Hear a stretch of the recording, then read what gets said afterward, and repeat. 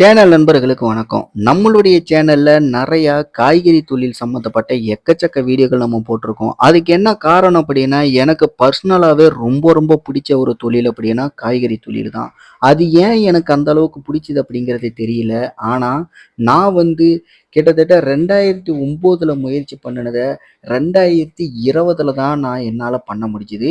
11 வருஷம் தாமதமா தான் என்னோட முயற்சிகள் அனைத்துக்குமே என்னால உயிர் கொடுக்க முடிஞ்சுது. அந்த அளவுக்கு நான் கஷ்டப்பட்டு உருவாக்குன என்னுடைய கோட்டை அப்படிங்கிறது என் கண்ணுக்கு முன்னாடியே சரிஞ்சுது. அது எதுவுமே இல்லைங்க. ஒரே ஒரு துரோகம். அந்த துரோகத்தால பார்த்தீங்கன்னா, என்னோட வாழ்க்கையே அப்படியே டோட்டலா மாறிப்போச்சு. உச்சத்துல இருந்த நான் பார்த்தீங்கன்னா, அப்படியே நடு ரோட்ல வந்து நின்னேன். எல்லாத்தையுமே இழந்துட்டு, இன்னும் தெளிவா சொல்லணும் அப்படின்னா, அந்த இடத்துல நான் தற்கொலைக்கு முயற்சி பண்ணி சாவர நிலைமைக்கு நான் போயிட்டேன். சொல்லப்போனா என்னுடைய தங்கச்சி, என்னோட அக்கா இவர்களெல்லாம் சேர்ந்து தான் பார்த்தீங்கன்னா, என்ன காப்பாத்தி எனக்கு மறுவாழ்க்கையவே ஏற்படுத்தி குடுத்தாங்க.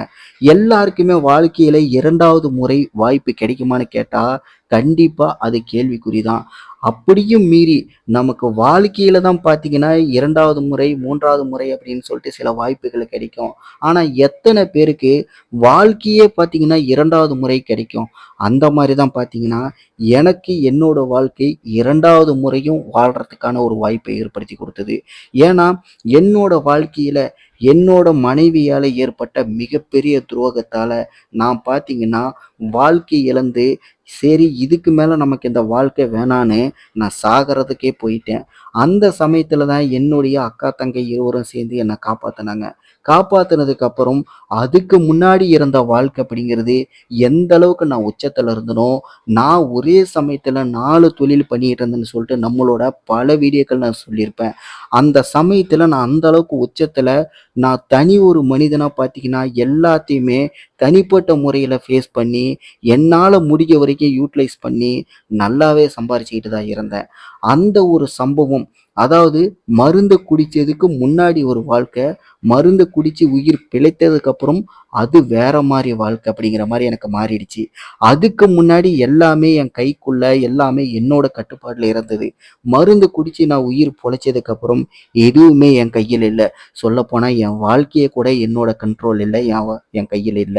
அந்த அளவுக்கு பார்த்தீங்கன்னா, என்னோட நிலைமை ரொம்ப மோசமா போயிடுச்சு. அது மட்டும் கிடையாதுங்க. இப்ப நீங்க வீடியோல பார்க்குறீங்கல்ல, இந்த கடையும் பார்த்தீங்கன்னா, அந்த சமயத்துல நான் பேரலலா 4 பிசினஸ் பண்ணிட்டு இருக்கேன். இருந்தாலும் என்னோட முயற்சியில இன்னொரு பிசினஸும் பேரலலா பண்ணலாம் அப்படின்னு சொல்லிட்டு, 2 கடைகள கட்டி வாடகைக்கு விடலாம் அப்படின்னு சொல்லிட்டு ஆரம்பிச்ச இந்த ஒரு நேரம் என்னான்னு தெரியல. அந்த பிரச்சனைக்கு கொஞ்சம் முன்னாடி தான் இந்த வேலையும் நான் ஆரம்பிச்சேன். வெறும் 2 மாசத்துல பார்த்தீங்கன்னா, கிட்டத்தட்ட கடை கட்டுறதுக்கு முன்னாடியே 2,00,000 நான் ஒருகிட்ட மேஸ்திரி கிட்ட குடுத்துட்டேன். அந்த மேஸ்திரி வேற யாரும் கிடையாது. எனக்கு ரொம்ப பழக்கமான என்னுடைய பழைய மளிகை கடைய கட்டி குடுத்த அந்த நபர் தான் பார்த்தீங்கன்னா, அண்ணன், தம்பி உறவு மாரி நல்லா பழகிட்டோம். அந்த ஒரு நம்பிக்கையில கடை இப்ப நீங்க வேலையாயிட்டு இருக்கிறத பார்க்குறீங்க பார்த்தீங்களா? இந்த சமயத்துலலாம் பார்த்தீங்கன்னா, அவருக்கு ரூ. 2,00,000 காசு நான் மொத்த பணத்தையுமே கையில குடுத்துட்டேன். அத வச்சு நம்பிக்கையின் பேருல குடுத்ததுனால, எனக்கு குடுத்த பணத்துக்காக மேலோட்டமா அவரு செஞ்சு குடுத்த வேல தான் இது. ஆனா இந்த பணிய அப்படியே அவர் நிறுத்திட்டாரு. இதுல பார்த்தீங்கன்னா, ஒரு தூண் கூட எந்திரிக்கல. என்ன அப்படியே மொத்தமா ஏமாத்திட்டு போயிட்டாரு. இந்த ஏமாற்றம் நடந்து ஒரு 2, 3 மாசத்திலேயே பார்த்தீங்கன்னா, என்னோட வாழ்க்கையில மிகப்பெரிய ஒரு துரோகத்த சந்திச்சு, என்னுடைய உயிரே பார்த்தீங்கன்னா செத்து பிழைக்கிற அளவுக்கு மாறிடுச்சு. அதுக்கப்புறம் என்னோட வாழ்க்கையில பல சம்பவங்கள், பல போராட்டங்கள், பல திருப்பங்கள். டோட்டலா பார்த்தீங்கன்னா, வாழ்க்கையே எனக்கு 2வது முறையா வாய்ப்பா கிடைச்சாலும் கூட, அந்த 2வது முறை கிடைச்ச வாழ்க்கை அப்படிங்கிறது மிகப்பெரிய ஒரு போராட்டமாவே எனக்கு மாறிடுச்சு. நம்மளோட சேனல்ல நான் நெறைய வீடியோக்கள் போட்டிருக்கேன். இந்த மாரி நான் அந்த தொழில் பண்றேன், இந்த தொழில் பண்றேன், அப்படி பண்ணியிருக்கேன், இப்படி பண்ணியிருக்கேன் அப்படின்னு சொல்லிட்டு. அது எல்லாமே இப்ப நீங்க பார்க்குற இந்த இடத்துலருந்து இந்த வாழ்க்கையே வேண்டாம் அப்படின்னு சொல்லிட்டு, எவ்வளோ பிரச்சனை, எவ்வளோ துரோகங்கள தான் நம்ம தாங்க முடியும். இதுக்கு மேல இந்த இடமே நமக்கு வேண்டான்னு சொல்லிட்டு, இந்த இடத்துல நான் பண்ணிக்கிட்டு இருந்த அந்த ஒரு தொழில தான் பார்த்தீங்கன்னா, மாத்திக்கிட்டு நான் சென்னைக்கு போனேன். ஏன்னா, எல்லாருக்குமே ஒரு டைவர்ஷன் வேணும். என்னோட டைவர்ஷன் பார்த்தீங்கன்னா, நான் எந்த விதமான தவறான ஆக்டிவிட்டீஸ்லயுமே போகாதனால, என்ன பண்ணலான்னு யோசிக்கும்போது, தொழில் எனக்கு ரொம்ப பிடிக்கும். அதனால தொழில்ல நம்ம ஃபோக்கஸ் பண்ணலாம் அப்படின்னு சொல்லிட்டு, என்னுடைய தொழிலை இங்கருந்து நான் மாத்திக்கிட்டு சென்னைக்கு வந்தேன். அங்க வந்தும் கூட விதி என்னோட வாழ்க்கையில ரொம்பவே ஃபுட்பால விளையாட ஆரம்பிச்சிருச்சு. எந்த பக்கம் போனாலும் அடி, எந்த பக்கம் திரும்புனாலும் அடி, எத ஆரம்பிச்சாலும் அடி, என்ன பண்ணுனாலும் அடி, எப்படி பேசுனாலும் அடி. இந்த வாழ்க்கையே பார்த்தீங்கன்னா, அடி மேல் அடி. 2வது வாய்ப்பு தான் கிடைச்சது எனக்கு. ஆனா, திரும்புற பக்கம்லாம் அடி. சொல்லப்போனா, எனக்கு நிம்மதியே இல்லாத ஒரு வாழ்க்கை, நிம்மதியே இல்லாத தூக்கம், இது எல்லாமே சேர்ந்து என்னால ஒரு வாய் சாப்பாடு கூட நிம்மதியா சாப்பிட முடியல. அதுக்கு மிக முக்கியமான இன்னொரு காரணம் என்ன அப்படின்னா, என்னோட வாழ்க்கையில நடந்த அந்த மிகப்பெரிய துரோகத்துக்கு அப்புறம், நான் பார்த்தீங்கன்னா, விவாகரத்துக்காக நான் கோர்ட்ல அப்ளை பண்ணேன். அந்த விவாகரத்து கேஸ் பார்த்தீங்கன்னா, 4 வருஷமா நடந்துகிட்டு இருக்கு. இப்ப வரைக்கும் என்னால நிம்மதியா ஒரு வாய் சாப்பிட முடியல. இருந்தாலும் கூட நான் உடைஞ்சிறக்கூடாது, என்னோட தன்னம்பிக்கைய நான் விடக்கூடாதுன்னு சொல்லிட்டு, ரொம்ப முயற்சி பண்ணி என்னால முடியும், என்னால முடியும். கண்டிப்பா ஒரு நாள் இல்ல ஒரு நாள் நான் பழைய மாரி மாறுவேன். என்னால பழைய மாரி ஒரு வெற்றிய ருசிக்க முடியும் அப்படின்னு சொல்லிட்டு தான் பல முயற்சிகள இப்ப கூட நான் பேரலலா பண்ணிக்கிட்டு தான் இருக்கேன். அந்த அனுபவத்த தான் பார்த்தீங்கன்னா, உங்களுக்காக என்னோட வீடியோக்கள்ல நான் குடுத்துக்கிட்டு இருக்கேன். நம்மளுடைய சேனல்ல ஒரு சிலர் பார்த்தீங்கன்னா, நெகட்டிவ் கமெண்ட் எல்லாம் எனக்கு அனுப்பும்போது, உண்மையிலேயே அத பார்க்கும்போது, வாழ்க்கையில எவ்வளவோ பார்த்தாச்சு, எவ்வளவோ இழந்தாச்சு. இதுக்கு மேல என்ன இருக்கு? நீ என்ன சொன்ன எனக்கு என்னப்பா? அப்படிங்கிற ஒரு மனநிலையில தான் இருக்கு. அப்படியே எல்லா கமெண்டையும் எடுக்க முடியுமான்னு கேட்டா, ஒரு சில கமெண்ட் பார்த்தீங்கன்னா, உண்மையிலேயே எனக்கு ஒரு சில விஷயங்கள ஞாபகப்படுத்துது. அந்த ஒரு சில விஷயங்கள் அப்படிங்கிறது என்னோட பாஸ்ட்ட ஞாபகப்படுத்தும்போது, எனக்கு உண்மையிலேயே அதெல்லாம் பார்த்தீங்கன்னா, படிக்கும்போது கஷ்டமா தான் இருக்கு. அந்த கஷ்டம் எந்த அளவுக்கு அப்படின்னா, மேற்கொண்டு நம்மளோட வாழ்க்கையில ஏதாவது நடந்துருமோ? மறுபடியும் நாம எதையாவது இழந்துருவோமோ? அப்படிங்கிற ஒரு அச்சத்தை எனக்கு ஏற்படுத்துது. ஆனா என்ன இருந்தாலும் எதுலயுமே டைவர்ட் ஆகாம, என்னோட பாதையில நான் ஃபோக்கஸ்டா நான் போயிட்டுருக்கேன்.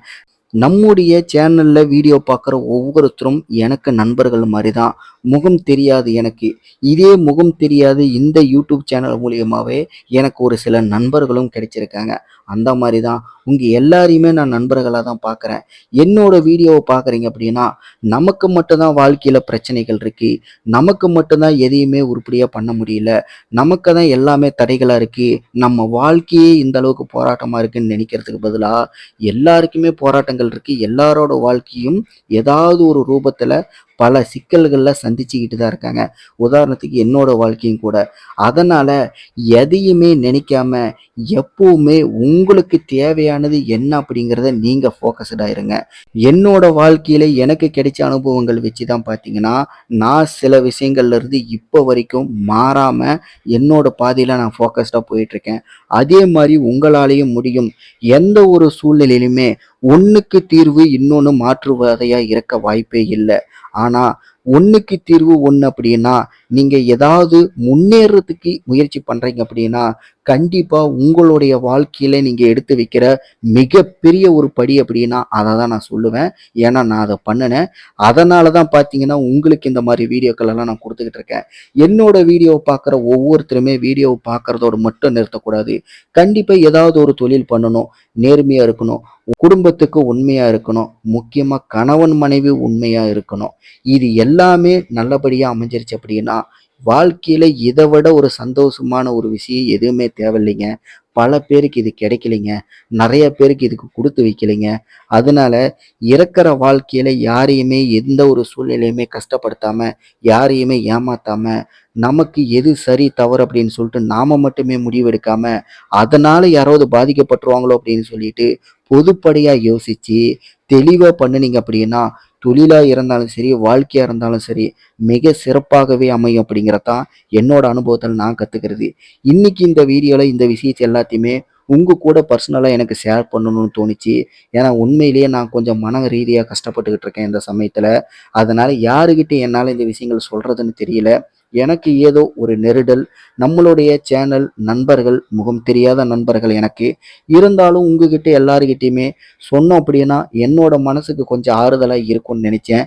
இந்த வீடியோவ நீங்க பார்த்திருந்தீங்க அப்படின்னா, உங்களுக்கு நான் சொன்ன விஷயங்கள்ல ஏதாவது தவறா தோணுச்சு அப்படின்னா, தயவு செஞ்சு என்னை மன்னிச்சிருங்க. அடுத்த வீடியோவில் இதே மாதிரி எதையாவது பேசி உங்களை நான் போர் அடிக்க மாட்டேன். ஏதோ என்னோட ஆதங்கம் யாருக்கிட்ட சொல்கிறதுன்னு தெரியாமல் உங்ககிட்ட நான் சொன்னேன். இந்த வீடியோவை கடைசி வரைக்கும் பார்த்துருந்தீங்கன்னா உண்மையிலேயே உங்களுக்கு ரொம்ப ரொம்ப நன்றி. அடுத்த வீடியோவிலிருந்து தொழில் சம்பந்தப்பட்ட பழைய மாதிரி ஏதாவது ஒரு வீடியோவோடு நான் உங்களை சந்திக்கிறேன். நன்றி, வணக்கம்.